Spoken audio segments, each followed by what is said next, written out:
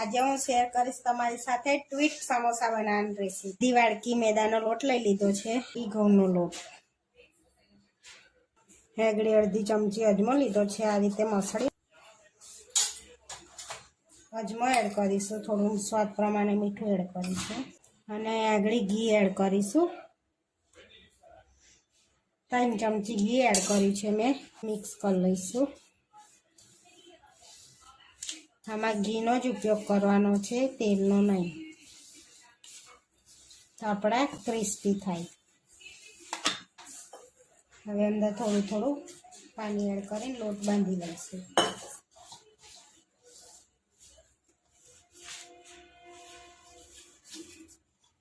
આ રીતે આપણે કઠણ લોટ બાંધી લેવાનો છે। હવે થોડી વાર માટે આપણે 10 થી 15 મિનિટ રેસ્ટ આપીશું લોટને।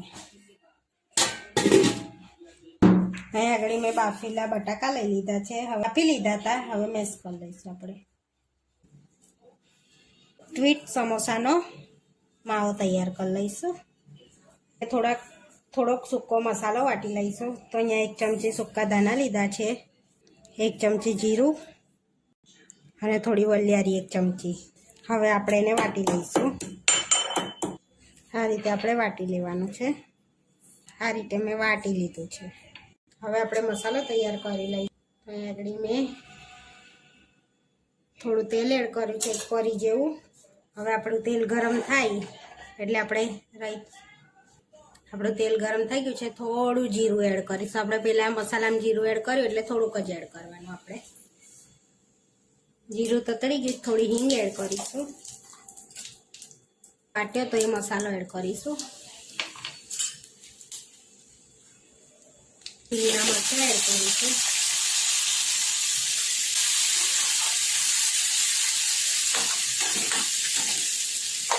અડધી ચમચી આદુની પેસ્ટ એડ કરીશું।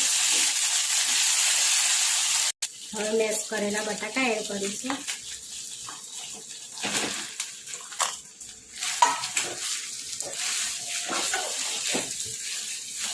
મિક્સ કરી લઈશું। હવે આપણે એને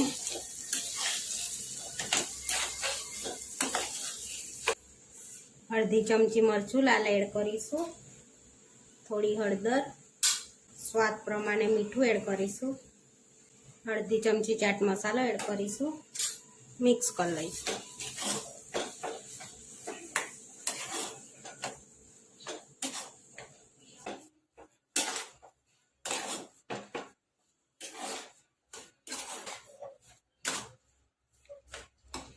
હવે એડ કરીશું થોડા ધાણા, મિક્સ કરી લઈશું।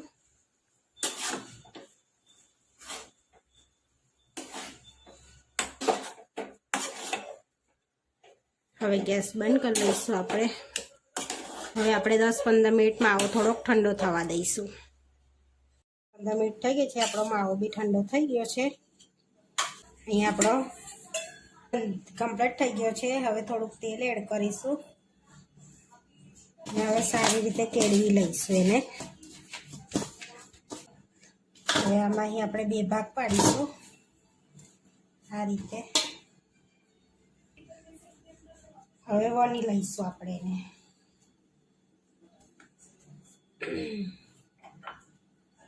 થોડું અટામણ લઈને વણી લઈશું।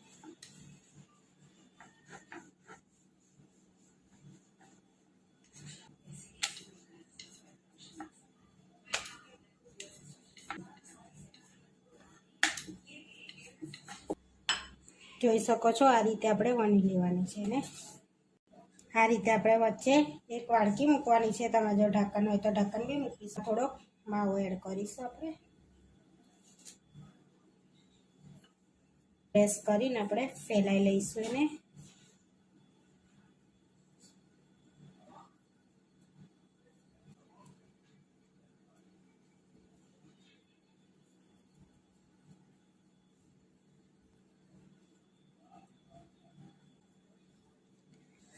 આ રીતે આપણે વાડકી કાઢી લઈશું।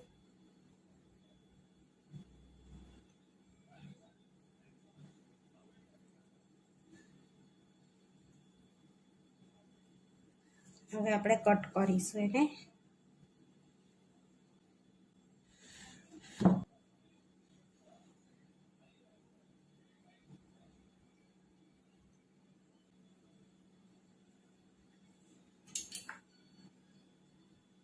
રીતે આપણે ઉચકી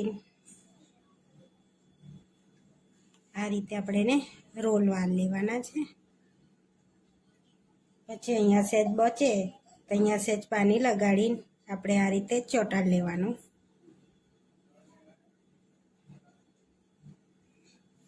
આ રીતે આપણે બનાવી લઈશું.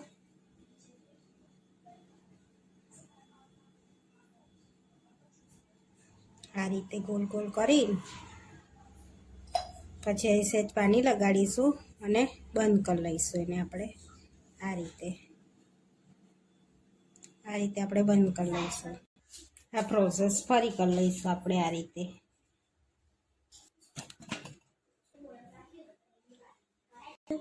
આપણે આ રીતે કરી લીધા છે બધા. હવે તળી લઈશું. હવે આપણે તેલ ગરમ કરવા મૂકી દઈશું. હવે આપણું તેલ ગરમ થઈ ગયું છે. હવે આપણે તળી લઈશું.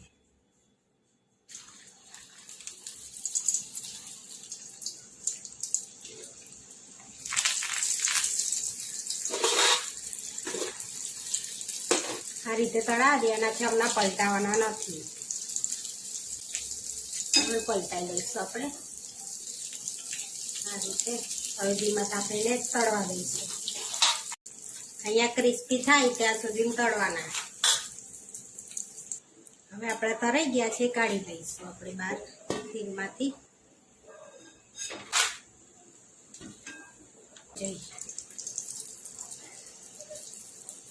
આપણે હવે એને બી ગોલ્ડન બ્રાઉન સુધી તળવા દઈશું.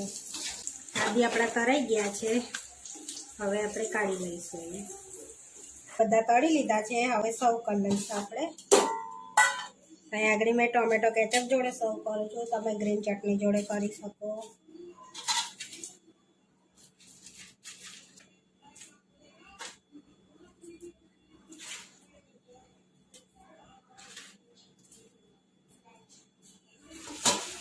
અહીંયા મેં સર્વ કરી લીધું છે. આવા વિડીયો જોવા માટે મારી ચેનલને સબસ્ક્રાઈબ કરો, લાઈક કરો અને શેર કરો. અને તમે જરૂરથી ટ્રાય કરો. ફરી મળીશું નવા વિડીયોમાં.